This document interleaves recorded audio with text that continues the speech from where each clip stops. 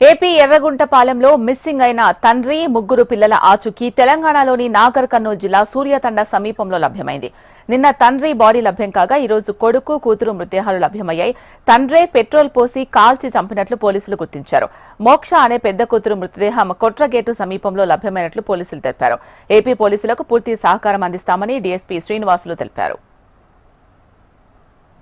నమస్తే, అందరికి నమస్తే. ఇది ముత్త వెంకటేశ్వర్లు, ఇతను 37 years, కమ్మ క్యాస్ట్.